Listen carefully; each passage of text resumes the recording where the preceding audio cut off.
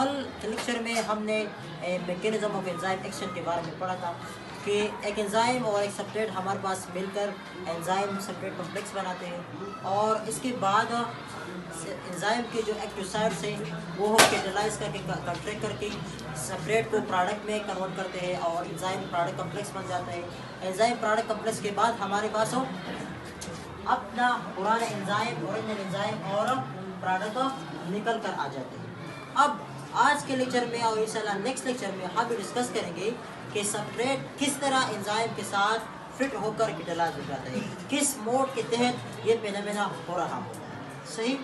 अच्छा, तो इस फंक्शन के लिए हमारे पास साइंटिस्ट ने दो मॉडल प्रपोज कर गई है।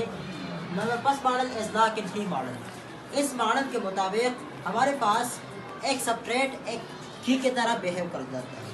तो जिस तरह एक की एक टाइप ऑफ लॉक में फिट कर जाता है, तो इन द सेम वे एक काइंड ऑफ एंजाइम सिर्फ ही एक काइंड ऑफ सब्सट्रेट को कैटालाइज करता है। So statement is a substrate is fitted in enzyme like अ की इन अ लॉक। सो एक सब्सट्रेट, ये सब्सट्रेट है, ये एक की की तरह एक ही लॉक एंजाइम में फिट कर जाता है।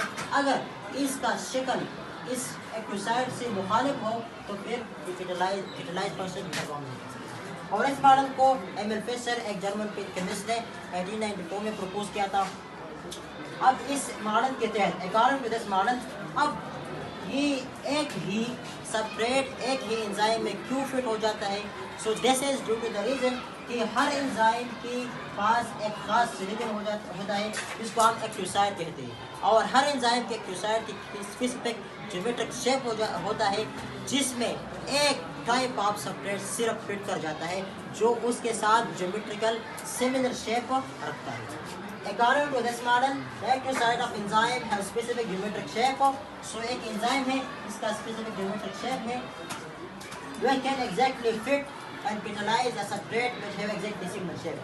तो इस एंजाइम का एक specific geometric shape है, तो ये वही सब्सट्रेट को फिट करेगा जिसका ज्योमेट्रिक शेप इस एंजाइम के एक्टिव साइट से मिलता जुलता है। और जब ये इसके साथ कनेक्ट हो जाता है तो फिर ये कंट्रैक्ट होकर और इस सब्सट्रेट को प्रोडक्ट में कन्वर्ट करता है। अब this model suggested active site are rigid structure, और इस मॉडल के तहत हम ये अंदाज़ा होता है कि एंजाइम के जो एक्टिव साइट है वो रिजिड स्ट्रक्चर है, वो फ्लेक्सिबल नहीं है। अगर हम उस पर फोर्स अप्लाई करें तो उसका शक्ल चेंज नहीं होता, वो रिजिड स्ट्रक्चर है।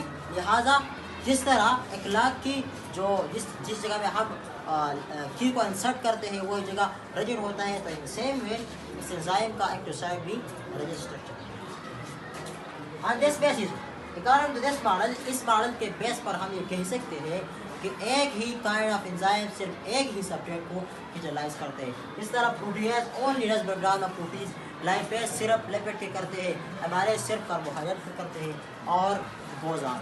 So this was all about lock and key model. I hope all of you understood. सब समझ गए ना? सो इंशाल्लाह नेक्स्ट लेक्चर में हम एंडोस्फिट मॉडल को डिस्कस करेंगे।